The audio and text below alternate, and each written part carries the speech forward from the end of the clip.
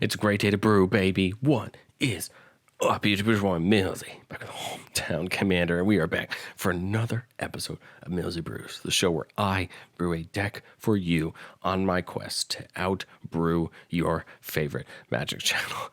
Millzy Brews is a show where I bring forward to you my version 1.0 list of the commander we have in front of us. No testing, just as much theory crafting as I can to make this 100 card list. My hope is that you will take these lists. Tell me what you think down in the comments, what we should add, what we should change, but also this would encourage you to try it out if that's something that you want to do. We've already built this week as Landfall week, and our only two-color Landfall deck of the week is Tatyova Benthic Druid. My goal for this week was to brew the Landfall commanders that I've always been wanting to brew, and this was an obvious number two. Simic decks are beloved by a lot of players and beloved by me as well, just for the fun things that you can do with green and blue together. And our choice for today is Tatyova Benthic Druid, the original. There's one Tatyova from Dominaria, the original set. 3 green blue for a 3/3 Merfolk Druid legendary. Landfall. Whenever your land enters the battlefield under your control, we gain a life and we draw a card. There are a laundry list of payoffs we can choose for this Tatyova. Drawing cards, just straight landfall. A lot of other things. I've tried my best to put what I think to be the most cohesive list together that I thought I could. The one big decision I made in this deck that I'm not going to make in the other decks we're going to see on the list, on these 3 lists we're doing this week, is because we're in Simic and we have access to a lot of mana and a lot of blue, we're going to play the extra turns. I know it's going to rub some people the wrong way, and I'm sorry in advance.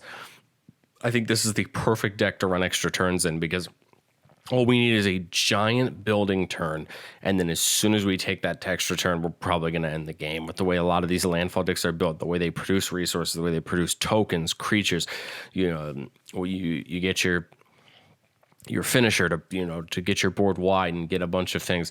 I think this is one of those decks that's going to do it very, very efficiently, but we're going to talk about that. Land base, nothing too special. I think the one thing we're going to notice in this deck is a lot of these cards that go get lands: Prismatic Vista, Evolving Wilds, Broker's Hideout. We really, Mystery Enforced, of course, but we really want them because Tatyova pays us off for getting those extra landfalls. We don't mind using these searcher type cards once she gets down, because not only do we get the land, we actually get 2 land drops, right? The one when it comes down and the one when we sacrifice it. So we're drawing 2 cards, we're gaining 2 life. We're getting the bonus out of these cards that most people wouldn't normally run, and so that's why I think they're really good. Coming up into the enchantments. The enchantments, I think, is where this deck gets kind of interesting and what we have access to. We actually get a good reason to play Abundance. Abundance says if you would draw a card, you may instead choose land or non-land and reveal those cards from the top of your library until you reveal a card of the chosen kind. Put that card into your hand and put all other cards revealed this way to the bottom of your library in any order. The really fun part of this with Tatyova is that first time we play a land or a turn, we get to pick land or non-land. If we have more land drops at our disposal, let's say we're playing things like Exploration or creatures that give us more land drops, and we don't have enough lands in our hand or lands in our graveyard, well, we pick land, right? We draw that land, we play it, and we can keep going. If we have way too many lands already and we really just want to draw non-land cards, we just pick non-land, we reveal it till we hit the first non-land, it goes in our hand. The cool part about this Abundance is when you start pairing it with things like the Great Henge or other things that are drawing you cards, and now you're going to go get more at random what you need. I think this just helps you target down what exactly you want out of your deck and start trying to get it. Concordant Crossroads giving all creatures haste, mainly for us. The main goal is to give us haste, and this gives us a finisher for the potential long turn where we just maximize our value. We scape shift Splendid Wreck. We go off this giant landfall turn where we have all of these creatures that are giving us tokens every time lands come in. And we may eventually hit a board state where we could end the game if we just had haste. Concordant Crossroads gives us an option to get to a point where we could do that. Now, if we put Concordant Crossroads down too early, we run the risk of our opponents being able to outweigh the benefit of us having haste and the negative of them having haste. But I think Concordant Crossroad works the best when you hold it in your hand till you absolutely need it, play it, and then run your opponents over that way. Doubling Season, we have a lot of creatures that are making tokens, so I think Doubling Season is just going to do more than enough for us by doubling up those tokens, but also we're playing a couple Planeswalkers, so we get to use that bottom ability for that. For things like the Great Henge and some of the other small things where we're putting counters on things, this is great as well. We're playing Ominous Seas, which gets counters on it whenever we draw a card. That's great with Tatyova, right? Because we're drawing so many cards. So Ominous Seas is going to be hopefully making us a lot of these 88 Kraken tokens. So Doubling Season can double that. It can double the counters that go on with Great Henge, and then it can double up on our Planeswalkers. And we'll talk about our Planeswalkers there. Exploration. Playing an extra land on our turn is great because if you think about it, it's kind of like drawing extra cards, gaining more life. Such a great card. We're playing the Mystic Remora Ristic Study package. I think we really want to start trading into, drawing into our outs, drawing into our win cons as quickly as we can, because I think what happens most of the time to Simic decks at a commander table is once you start overvaluing the table, you're going to get targeted. So my hope here is we can just draw our way into what we need, potentially search our way into what we need, and start setting up these things to win. Parallel Lives. Gonna again double up the amount of tokens we're making, and we're making a lot of them in this deck. We have a lot of things that are making us tokens. Sylvan Library for that little bit of draw at start of our turn. Trade Routes, a card that doesn't see a ton of play, but I think it's perfect for this deck, especially for its first ability. Pay 1, return target land you control to its owner's hand. This is great because we can bounce our own land if we have multiple. Let's say we have an exploration and let's see, we have exploration and Tatyova and another land drops. We have 3 or 4 land drops per turn. Trade Routes will actually allow us to pick up our own lands, play them again, and kind of draw more cards that way. So I really like this on the bottom when we can discard a land to draw a card. I don't know how often we'll do that because we're not playing a ton of graveyard recursion for our lands. But I really, really like this card. I think it has a high potential. And then Zendikar Royal, one of our ways to make those tokens. Arcane Signet, Soul Ring, Great Henge for our mana producers here in the artifacts. Soul Ring would look a little bit odd in most landfall decks because unless your commander is expensive, if you have we do have a lot of pips on our colored permanents, but I think once you see how many creatures we're running with 5 or 6 CMC or higher, Soul Ring becomes a lot more important. Great Henge, a fantastic artifact in most green decks, and it gets even better here because we get to get a +1/+1 counter on that creature and draw a card, which is going to hopefully keep our train going. Conduit of Worlds will let us play those lands out of our graveyard if we need it.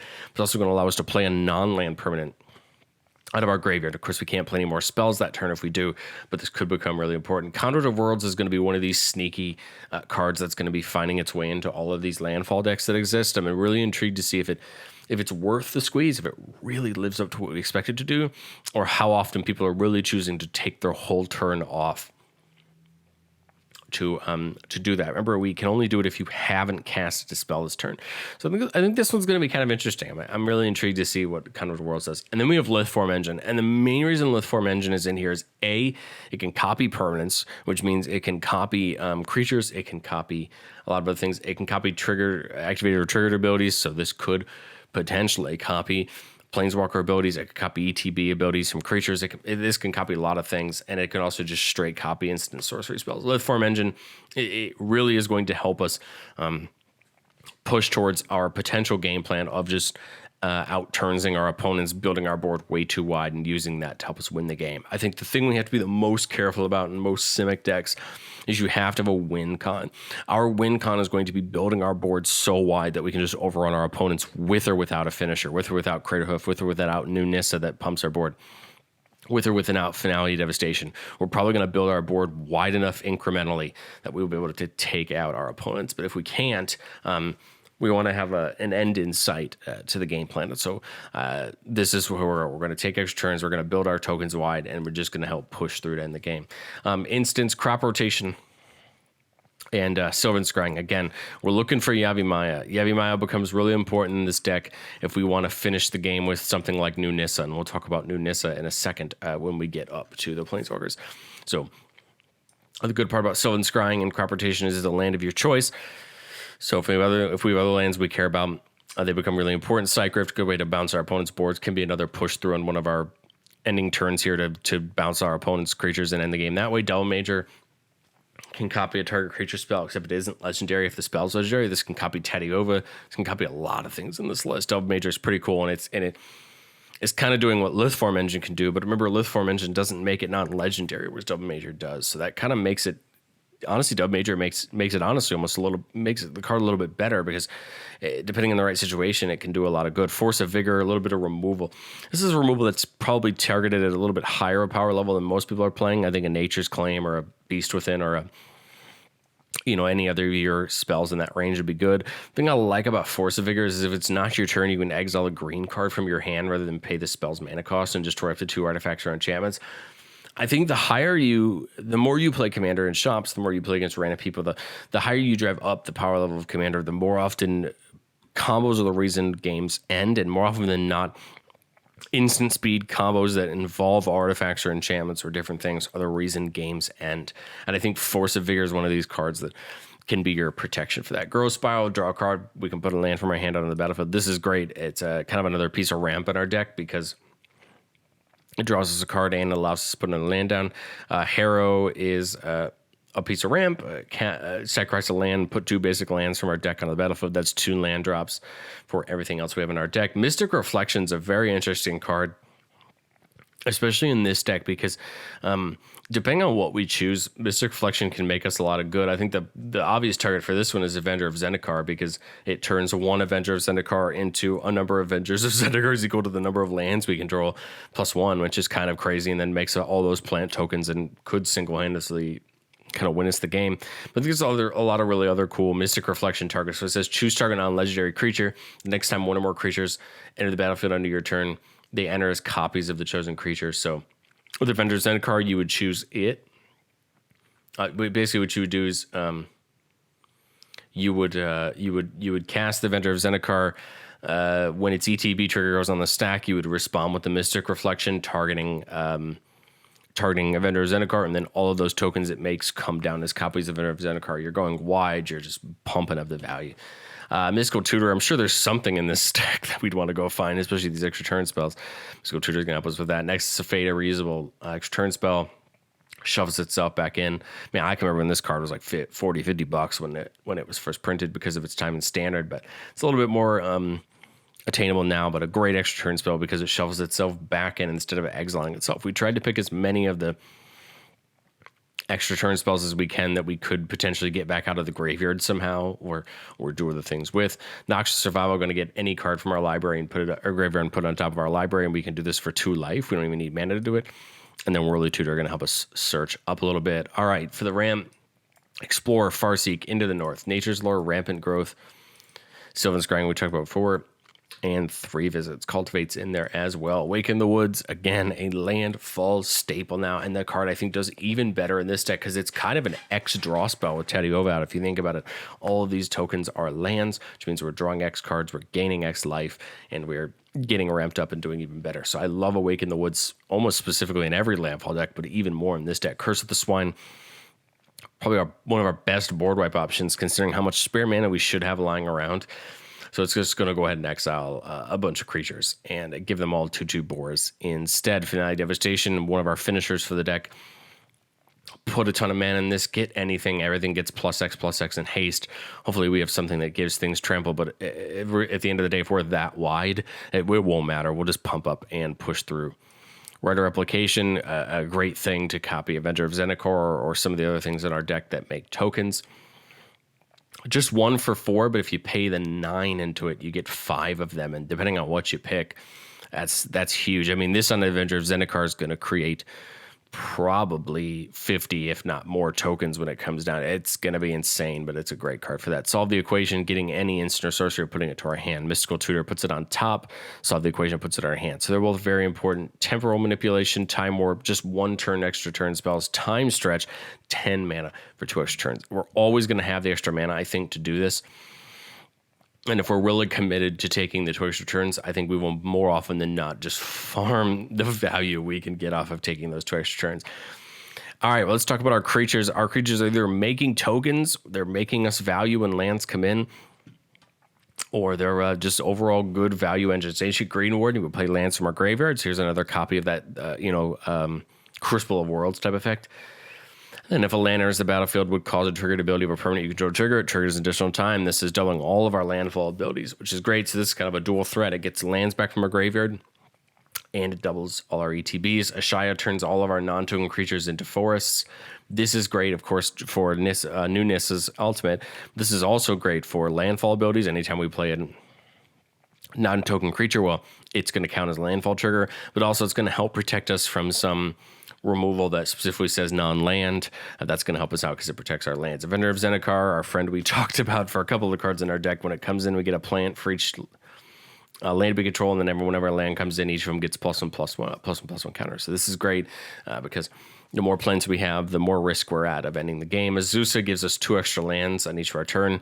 Perfect. We're going to be drawing enough cards. We're probably going to be able to play those lands and refill our hand and keep going. Craterhoof, one of our finishers, comes down, gives everything trample and +X/+X. So this is kind of the perfect target of Finale of Devastation. Because if you think about it, you Finale for this, all your creatures gets +X and haste off of the Finale. And then they get X equal to the number of creatures you control and trample off of Craterhoof. And that will probably knock out any board state that you're in, as long as you have enough lands and enough creatures. Dried Illusion Grove makes all of our lands into each basic land type. This is great for both of our Nissas here because they both care about forests.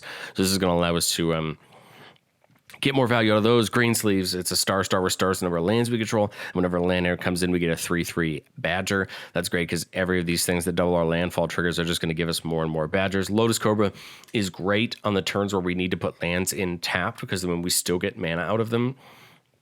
And we're still working, and if we have anything down that's doubling our landfall triggers, now for 1 tap land, we're getting 2 mana out of this, which is great.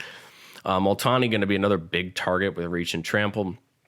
+1/+1 for each land you control and each land in our graveyard, and we can bring it back from our graveyard to our hand for just returning a couple lands to our hand, which we would want to do anyway because we want to replay them again with Tatyova out and get that value. Rampaging Baloth's giving us beasts every time a land comes in. This is one of those great cards, I think, like Greensleeves, where we want these down in this turn where we're just going deep, getting a bunch of things, so that way next turn we can just go off. I think the new Titania Nature's Forest does a very similar thing. When a forest enters the battlefield, we get a 5/3 elemental. And that same thing, these big creatures that once we take that extra turn and untap, we just have a ton of things we can use. Scoot Swarm, Scooty, gotta go wide, gonna make lots of 1/1s. And then once we have 6 or more lands, it just makes copies of itself. It's just gonna keep going wide, keep going wide, keep going wide. And this is a great creature to get down early and just make a ton of copies of itself and keep our board state pretty wide. We were playing the other Tatyova, of course. This one's gonna turn our lands into creatures when they land of our choice into a creature when a land comes in. And with the right double landfall triggers or things like that, this is just going to turn our lands into creatures that we can use to attack with.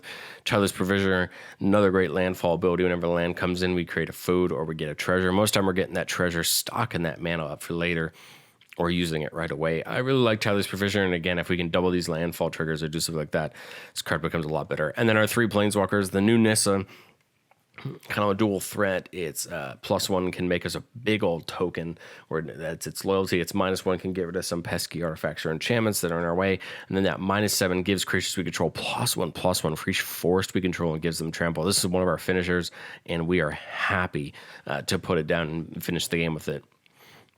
Nissa Who Shakes the World, I think, is still pretty relevant. We have a lot of lands in our deck that have forest typing, as well as plenty of ways to give our lands in our deck the forest typing. When we tap a forest for mana, we get an additional green. We could put for +1, we could put 3 counters on a land you control. Untap it, it becomes a 0/0 elemental creature with vigilance and haste, but it's still a land. This is great because it doesn't matter that land's a forest. We just untap it and put counters on it. And then this gives us more creatures we can attack with, more resources for that. And then -8 lands you control have indestructibles. Search your library for any number of forest cards, put them on the battlefield tapped, and shuffle your library. If we can ultimate Nissa, hopefully we're making enough landfall triggers to just absolutely go ham and go off. And then Renin 7, mainly here for the -3 to just get those big old tokens out with reach to help us block. But I think the 0 could be pretty great with Tatyova because if we hand just full lands, if we have a hand that's just packed with lands that we can't play, we played enough of them, her 0 is just going to put them all down. We get all those landfall triggers. We can do all of those things, and so we don't mind going the +1 route with Renin 7 and getting those lands in hand and getting things into the graveyard. We don't have as much to pay that graveyard stuff off, though. But I really like Renin 7 in this sense for that. Pardon me, that 0, because we can just dump a bunch of lands from our hand on the graveyard. We're getting, or on the battlefield, we're getting all those triggers, getting all that value. I think that's going to lead potentially to helping us win the game. So what do you guys think? Simic landfall value. This is one I'd honestly be pretty intrigued to try. I have my Simic deck of choice already, but I like the idea of just having less colors involved. Getting to kind of just do that mono green thing, do that mono blue thing in some ways, but just pairing them together and getting all of the value out of it. Tatyova, I think, is a great commander for that, and she's pretty easy to not screw up. You know what I mean? It's pretty hard to screw up because as long as you're putting lands down, you're going to be drawing cards and refilling your hand and getting more value. I had originally considered throwing in things like Teferi, Temporal Pilgrim, or Mordenkainen, which pay into the drawing because I feel like we're going to draw so many cards in this deck. And I just wasn't sure if they fit our game plan enough. So I think if you try this deck out, or this is a deck you have and you find yourself drawing a ton of cards, you could probably pay more into that drawing cards aspect of some other cards, but I decided to mainly stick to the landfall and just let the drawing cards be a bonus, as opposed to really just specking into it and making it a thing. But what do you guys think? Let me know down in the comments what you think of Tatyova landfall. What would you change? What would you add? What would you remove? I'd love to hear it. Like if you want to see some more content from me, and subscribe if you want to be with me on my journey to outbrew your favorite Magic channel, unless I'm your favorite Magic channel, and then I will try to outbrew myself. That is all I have for you guys, and I will catch you next time.